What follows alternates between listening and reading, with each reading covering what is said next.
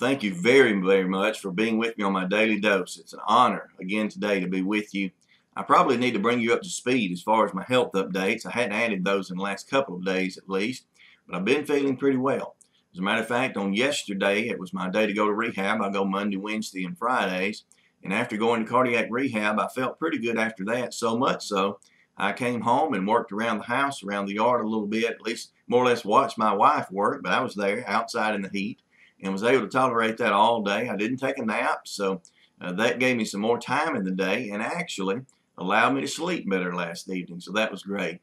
Also, on yesterday afternoon, I went over and spent some time with my brother's wife and my nephew. They were in town from Jacksonville, Florida. They don't get to come home very often, so I was able to spend some time with them at my mother's, and we had a fake Thanksgiving meal. I call it that because we had exactly the same meal we would have had it been Thanksgiving. So I was overjoyed for the excuse to even be able to do that. So Sherry and Daniel, I thank you because I was rewarded just by you driving up here and that I got to eat and see you also. So that was a great day. Today, I suppose, is going to be a wonderful day. I've got a daily dose, Friday Fighter edition to tape here in just a few hours. And I think it's going to be one of the better ones that we've taped so far. And we've still got several archived that you haven't seen yet that's up and coming that I'm really excited about. But today is going to be a really, really good episode that we're going to tape. It's going to be probably rolling out as far as to the public maybe a month from now before you see it. But I'm going to be interviewing a man today who has a wife who's dealing with MS. She's been battling MS and I think bedridden for nearly a decade. And so we're going to talk to him about what it's like to continue to love her as he really does. These two are as close as they were the day they were married, if not closer. But also, and more importantly, to continue to love and have a great faith in God. These individuals, in spite of their struggles, on every occasion they possibly can, they attend faithfully the Lord's church at Mumford Church of Christ there at that building. And so I'm just looking forward to interviewing him and perhaps talking to his wife for just a moment as you can. It's going to be a wonderful, wonderful day. I'll be encouraged by this tragic story. I'll be encouraged, and perhaps so will you.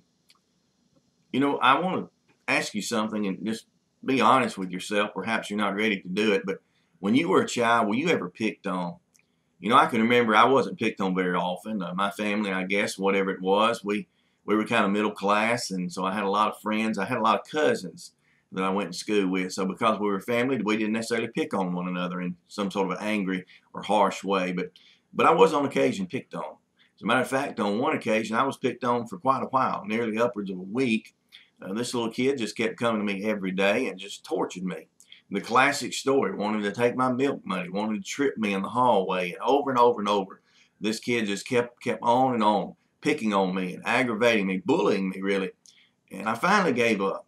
I finally gave up and admitted to my father what was going on. And he basically just looked at me and he said, Jim, you're going to have to not only take up for yourself, and that's unfortunate that we have to tell our children that, but things get pushed to that point. But he said, before you do that, you tell them who your daddy is. And you tell them that if your daddy said, if they don't leave you alone, your daddy's coming down there. And so that's exactly what I did. I mustered up all the courage I could, and I got up and I went to school the next day, and I was ready. I was ready for that kid to come around the corner. And when she did, I looked her straight in the face, and I said, my daddy said, you better leave me alone.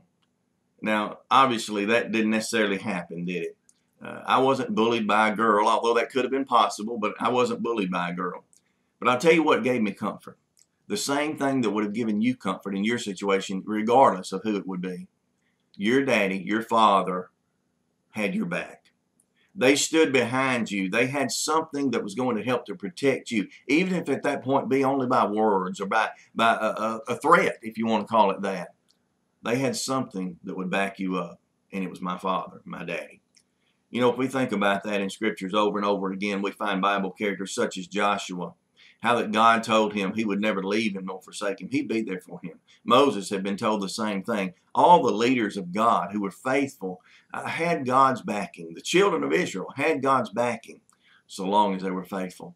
But what came to mind this morning as I was kind of coming across some of these thoughts was a scripture that's found in the book of Psalms.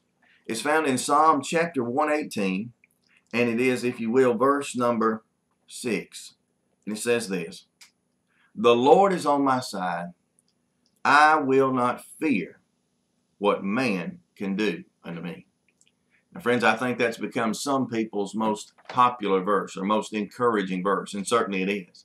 To say the Lord is on my side, the Lord has my back.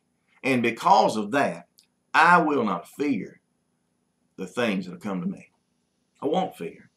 And so with that in mind, friends, I want you to be encouraged today that regardless of your situation, and it probably won't be a bully for you or anything like that, but you're going to come in contact with things today that make you apprehensive and nervous, stressed out, things that actually could cause fear.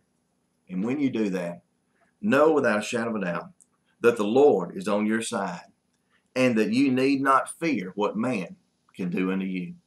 Friends, this has been your daily dose, and I pray that you've been encouraged.